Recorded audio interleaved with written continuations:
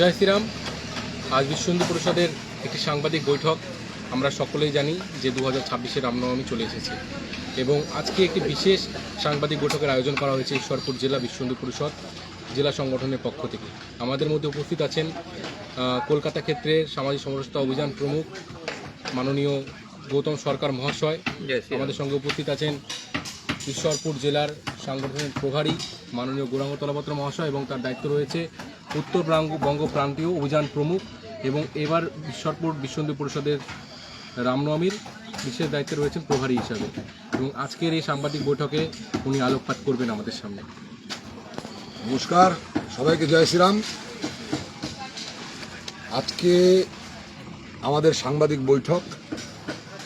গত কয়েক বছর ধরে আমরা ঠিক রামনবমীর আগের দিন, অর্থাৎ যেদিন আমাদের রামনবমী হয় তার আগের দিন এই মাঠের থেকেই আমরা আমাদের এই রামনবমী সংক্রান্ত বিষয়গুলো আমরা সর্বসাধারণের কাছে আমরা তুলে ধরি। আগামীকাল যে রামনবমী, সেই বিষয়ে আজকের যে আমাদের মূল বিষয়, কতকগুলো জিনিস যেগুলো আমাদের সমস্ত রাম ভক্তদের জানানোর জন্য, সেগুলোর মধ্যে আপনাদের আমি প্রথমেই জানিয়ে দিই, আমাদের রামনবমী করতে গেলে আমাদের কিছু অনুমতিপত্রের বিষয় থাকে, যেগুলো আমাদের সংবাদ মাধ্যমের মাধ্যম দিয়ে আপনাদের কাছে আমরা জানিয়ে দিই। এবার রামনবমীতে আমাদের প্রথমেই হয় একটা সাউন্ড সিস্টেমের বিষয়। যে সাউন্ড সিস্টেম আমাদের 65 ডেসিবেল যাতে ক্রস না করে হাইকোর্টের নির্দেশ অনুযায়ী, এবং হাইকোর্টের নির্দেশ অনুযায়ী যেটা করতে হয়, যেটা সাউন্ড সিস্টেমের জন্য, সেটা আমাদের মাননীয় মহকুমা শাসক মহাশয়া আমাদের ইতিমধ্যেই প্রদান করেছে। আপনাদের মাধ্যম দিয়ে আমি সমস্ত সর্বসাধারণকে জানানোর চেষ্টা করছি, আপনারা আগামীকাল নির্ভয়ে আসুন রামনবমীতে। এবারের রামনবমীটা একটা ঐতিহাসিক রামনবমী যাতে হয়, সেভাবেই আমরা যাতে আগামী দিনে আগামীকাল যাতে একটা বিরাট বড় ঐতিহাসিক রামনবমী সার্থক করে তুলতে পারি, তার জন্য আমি আপনাদের শুরুতেই দেখাচ্ছি এটা মাননীয় মহকুমা শাসক মহাশয়ের অনুমতিপত্র।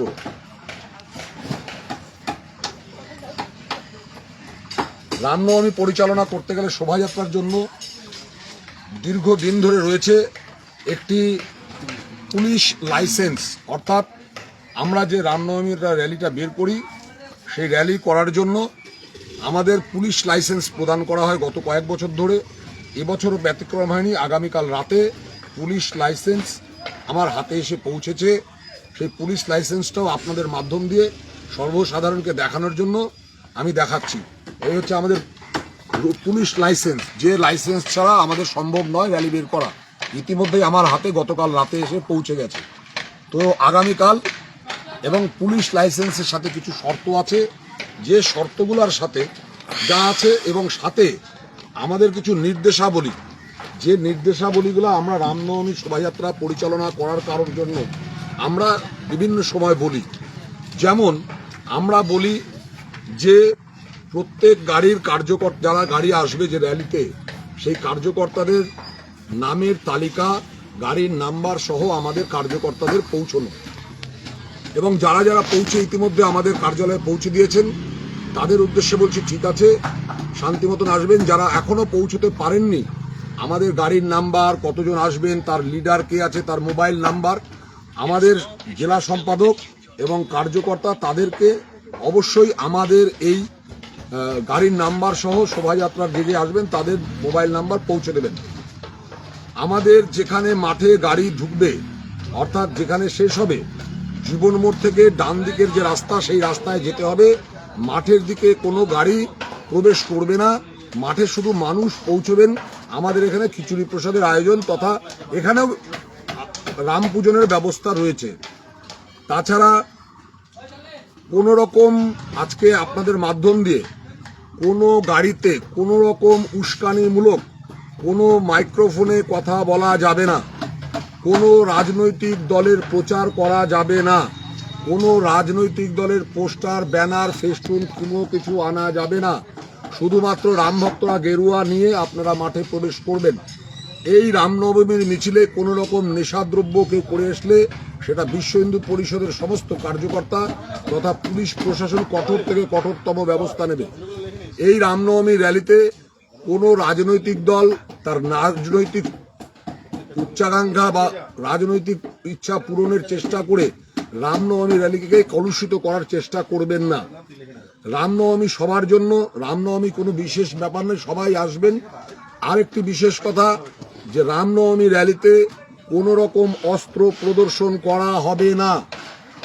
যদি কোনো অস্ত্র দেখা যায়, সাথে সাথে বিশ্ব হিন্দু পরিষদ কিন্তু এবং সাথে পুলিশ সহকারে আমরা কিন্তু কঠোর থেকে কঠোরতম ব্যবস্থা গ্রহণ করতে বাধ্য থাকব। তাই যারা রামনবমী র্যালিতে আসবেন, আমি আরও একবার আপনাদের আবেদন করছি, কোনো অবস্থাতেই কোনো রকম অস্ত্র যেন না ব্যবহার করা হয়।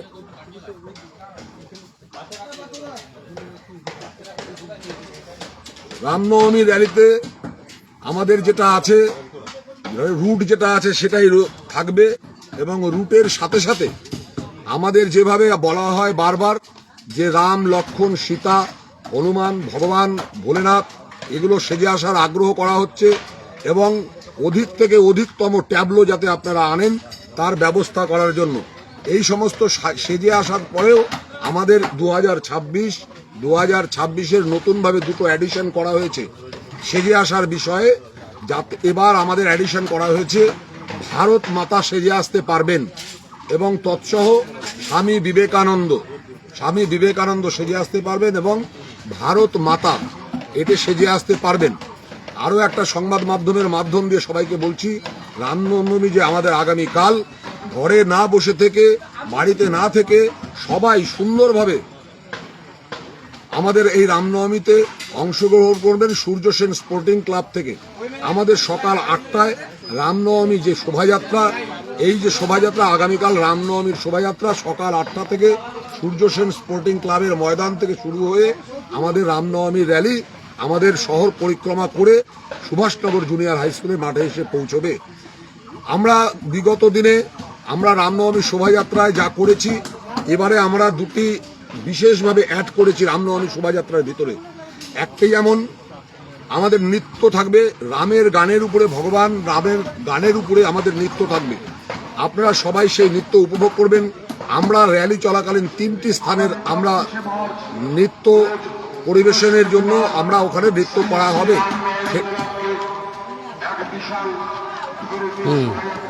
রামনবমী শোভাযাত্রায় শুরুর যে মাঠ সূর্য সেন স্পোর্টিং ক্লাব, রামনবমীর শুরুতে সেখানে রামের গানের উপরে নৃত্য প্রদর্শন হবে। দ্বিতীয় নৃত্য হবে চৌরঙ্গি মোড়, যেখানে রামনবমী র্যালি আসবে, এবং র্যালি আসার মুখেই ওই রামনবমীর ওখানে একটা র্যালির মুখে একটা নৃত্য হবে রামের গানের উপরে, এবং আরেকটি নৃত্য হবে আমাদের ঠিক বাস টার্মিনাসের কোনায়, যেটা বাদিকে চলে যায় রাস্তা, বড় রাস্তা ধরে ঠিক ওই মাথায় আমাদের একটি সুন্দর নৃত্য উপস্থাপন করা হবে। আরও একটি নৃত্য হবে যেটা রবীন্দ্র স্পোর্টিং ক্লাব ওই উকিলপাড়া মোড়ের ওই মোড়টার মধ্যে, ওখানে একটি নৃত্য পরিবেশন করা হবে। আপনাদের সবাইকে বলি, আপনারা সবাই আসবেন এবং রামের গানের উপরে নৃত্য, সমবেত নৃত্য উপভোগ করবেন। আরও একটি জিনিস যেটা এডিশন করা হয়েছে আপনারা জানেন, সংবাদ মাধ্যমের মাধ্যম দিয়ে গত রবিবার অর্থাৎ 22শে মার্চ আমাদের একটি অঙ্কন প্রতিযোগিতা ছিল। 3টি বিভাগে আমাদের অঙ্কন প্রতিযোগিতা ছিল। সেই 3টি বিভাগের অঙ্কনের বিষয়বস্তু ছিল রামায়ণের পটভূমির উপরে অঙ্কন প্রতিযোগিতা। সেই অঙ্কন প্রতিযোগিতা আমাদের হয়ে গেছে ইতিমধ্যে। আমাদের অঙ্কন প্রতিযোগিতার যে ফল, সেই ফলও আমাদের কাছে পৌঁছে গেছে। আমি আপনাদের মাধ্যম দিয়ে জানিয়ে দেই যে আমাদের যে 9 জন 3টি বিভাগে, ফার্স্ট, সেকেন্ড এবং তৃতীয়, থার্ড, এই 3টি তাদের নাম ইতিমধ্যে তাদের জানিয়ে দেওয়া হয়েছে। আপনাদের মাধ্যম দিয়ে তাও আমরা আরেকবার জানিয়ে দিতে চাই। এই 3জন করে যে 9 জন মোট, এই 9 জন আগামীকাল 2:30টার সময় আমাদের যে মূল মঞ্চ, যেটা যে সুভাষনগর জুনিয়র হাই স্কুলের মাঠে, সেই মঞ্চ থেকে তাদের এই পুরস্কার এবং তাদের সার্টিফিকেট তাদেরকে প্রদান করা হবে। তো আমি আপনাদের বলে দেই, 5ম বিভাগ হইতে যেটি ছিল তাতে প্রথম স্থান অধিকার করেছে এই অঙ্কন প্রতিযোগিতায় বিশাল কর্মকার। দ্বিতীয় স্থান অধিকার করেছেন নিকিতা বিশ্বাস, এবং তৃতীয় স্থান অধিকার করেছেন বৈভবী সেন।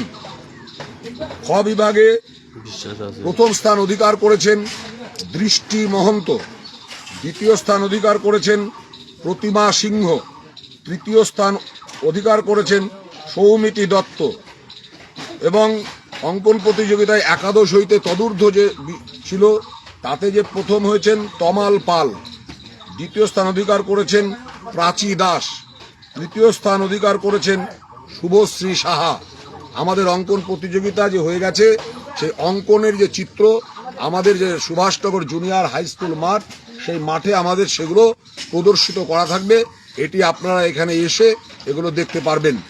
তৎসহ সর্বশেষ যে কথাটা বলার, এই রামনবমী করতে গিয়ে যে বিপুল পরিমাণ অর্থের এবং সামগ্রীর প্রয়োজন হয়, যে আমাদের যোগান দেন সমস্ত শহরের মানুষ এই রামনবমী শোভাযাত্রাকে কেন্দ্র করে চাল, ডাল, তেল, নুন এবং বিভিন্ন যে অর্থ, আরও যে অর্থ, এই অর্থের যে সংকুলন আপনারা মেটান, আপনারা প্রতিবার মেটান। প্রতিবার হচ্ছে আপনারা যেভাবে সহযোগিতা করেন, আশা করি এবারও সহযোগিতা করেছেন এবং অনেকের কাছে হয়তো আমাদের কার্যকর্তারা পৌঁছতে পারেনি বা অন্যান্য সামগ্রী হয়তো এখনো পৌঁছাননি।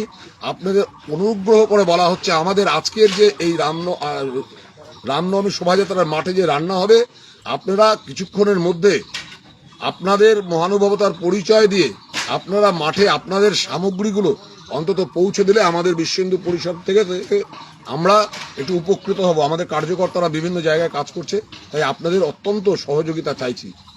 সকলকে জয় শ্রীরাম। বলেন। বলছে দাদা, ইসলামপুরের পাশাপাশি আর কোন কোন এলাকা থেকে মানে কালকে মানুষ আসার ইয়ে রয়েছে? আমাদের এই রামনবমীতে যেমন হচ্ছে ঈশ্বরপুর জেলা, অর্থাৎ আমাদের 4টি ব্লককে নিয়ে আমরা বলি আমাদের ঈশ্বরপুর জেলা, সেটা হচ্ছে চোপড়া, ইসলামপুর, গোয়ালপুকুর, করণদিঘি, গোয়ালপুকুর 1, 2, এই 4টা হচ্ছে আমাদের জেলা। এখান থেকে তো আসবেই, এবং তৎসহ কিষানগঞ্জ বিহার থেকে আসবে, এদিকে করণদিঘি থেকে আসবে, রায়গঞ্জ থেকে আসবে, এই ফাঁসিদাওয়া থেকে আসবে, বাগডোগরা থেকে আসবে, এবং ঘোষপুকুর থেকে আসবে, বিধাননগর থেকে আসবে। এই সমস্ত জায়গা থেকে আমাদের এখানে এই রাম ভক্তরা এই রামনবমী শোভাযাত্রা অংশগ্রহণ করবে। কি মনে করছেন যে অন্যান্য বারের তুলনায় এবার কত সংখ্যক লোকের জনসমাগম হতে পারে? গত কয়েক বছর ধরে, দীর্ঘদিন ধরে আমাদের এখানে যে একটা রামনবমী শোভাযাত্রা বিশাল আকার থেকে বিশাল আকার বেরোয়, এবার সমস্ত রেকর্ড ছাপিয়ে আমরা একটা অন্য মাত্রায় পৌঁছতে পারবো। একটা ঐতিহাসিক রামনবমী হবে। রাষ্ট্রীয় স্বয়ংসেবক সংঘের 100 বর্ষ পূর্তির পর যে হিন্দু সম্মেলনগুলো হয়েছিল, সেগুলো কয়েকটি সম্মেলনে আমারও যাওয়ার সৌভাগ্য হয়েছিল, এবং মানুষের হিন্দুদের যে একটা আবেগ, সেই আবেগের থেকে আমরা বুঝতে পারি যে এবারে রামনবমী শোভাযাত্রা, ঐতিহাসিক রামনবমী শোভাযাত্রা আমাদের ঈশ্বরপুর একটা আপনাদের উপহার দিতে পারবে। বলছি, বিশ্ব হিন্দু পরিষদ এবং রাষ্ট্রীয় স্বয়ং সংঘের কারা কারা আর কি মানে পদাধিকারীরা আর কি আসবেন বলে মনে? এখানে আমাদের যে আসবে যারা আছে, নাম অনেক কার্যকর্তা, অনেক পদাধিকারী আছেন আমাদের, আসবেন। সবার নাম হয়তো সেভাবে হয়তো বলা সম্ভব হবে না, অনেক নামই আসবে তাহলে, কিন্তু তারপরেও আমি বলি যে আমাদের এই আগামীকালের যে রামনবমী, সেটা আমাদের ক্ষেত্র সংগঠন মন্ত্রী, আমাদের ক্ষেত্র সংগঠন মন্ত্রী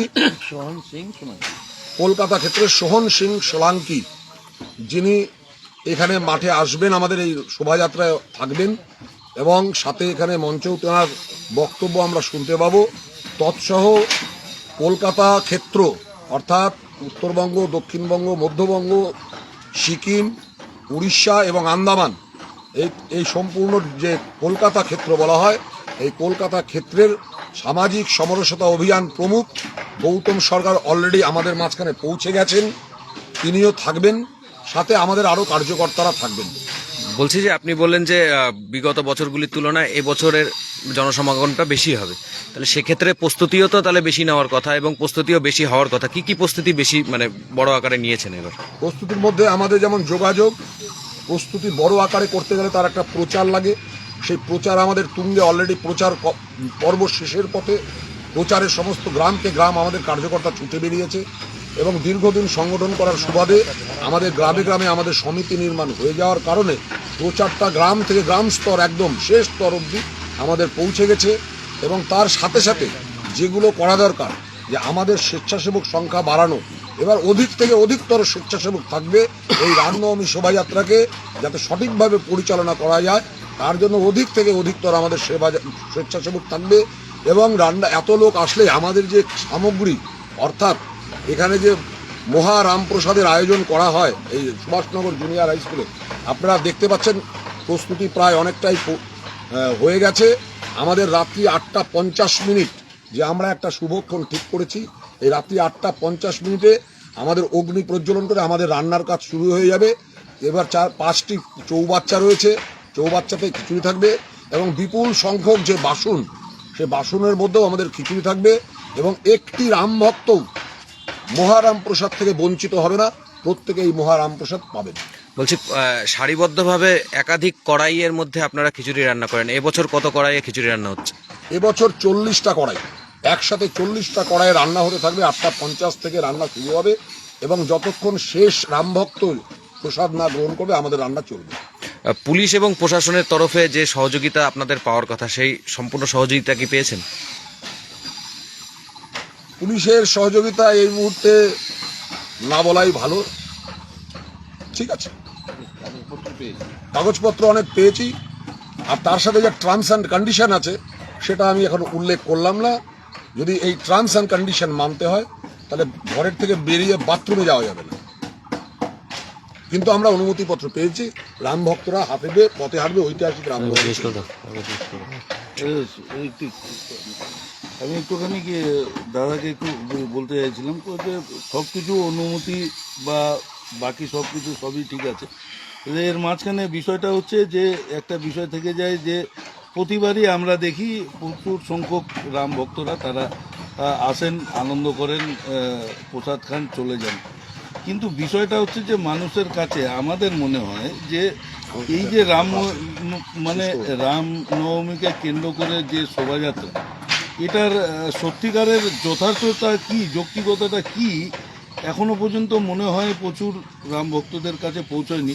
আপনার কাছ থেকে একটু ছোট্ট করে সেই, যদিও এটা অনেক বিশাল আকারে তার যৌক্তিকতা রয়েছে, কিন্তু একটু ছোট্ট করে জানতে চাইবো এবং আমাদের দর্শকদের জন্য কি বলতে চাইবেন, কেন এই রামনবমী? দেখুন, একটা সমাজকে দীর্ঘদিন ধরে যে সমাজ চুপচাপ থাকে, তাকে জাগাতে গেলে পরে সাংগঠনিক মাধ্যম একটা আছে, man to man contact, organization system. কিন্তু কিছু কিছু এইরকম একটা বাংলা ধামাকা বলা হয় বা একটা এরকম ঝাঁকি বলা হয়, যার মাধ্যম দিয়ে পুরো সমাজকে নড়িয়ে দেওয়া যায়। এবং যারা আসে তারা যখন দেখে যে আমাদের সঙ্গে এত লোক আছে, তো তাদের মনের মধ্যে বিশ্বাস, আত্মবিশ্বাস বেড়ে যায়, কিন্তু আমরা একা নয়। দ্বিতীয় হচ্ছে যে এই যে আমরা এলাকায় বাস করছি এখন, এই এলাকাটা স্বাভাবিকভাবে মানুষের মনের মধ্যে থাকে যে আমরা বোধহয় একটুখানি দুর্বল আছি। কিন্তু যখন কোনো বড় কিছু দেখে, মনে করে দেখুন যে গীতাতে ভগবান কৃষ্ণ অর্জুনকে অনেক কথা বলেছে, অনেক জ্ঞান দিয়েছে, কিন্তু ওর তাও চৈতন্য হয়নি। শেষ পর্যন্ত বিশ্বরূপ দর্শন করাতে হয়েছিল, তখন অর্জুনের মোহভঙ্গ হয়েছিল।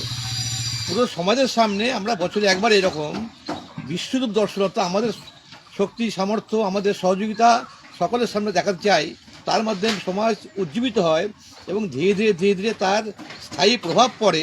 সেটা আরও বিভিন্নভাবে আপনারা সবাই অনুভব করতে পারছেন যে আমরা সমাজের মধ্যে ধীরে ধীরে একটা হিন্দুত্বের যে প্রভাব, সেই প্রভাব বাড়ছে। শুধু বাংলা নয়, ঈশ্বরপুর নয়, সারা দেশ জুড়ে চলছে। ওটা পশ্চিমবাংলায় যেখানে আগে আপনারা গ্রামে গঞ্জে দেখেছেন, কোনো গ্রামে একটা হলে একটা লাল পতাকা উঠছে, এখন এমন কোনো গ্রাম পাবেন না যেখানে গেরুয়া পতাকা উঠছে না। এই যে পরিবর্তন, এটা পরিবর্তনের বছর।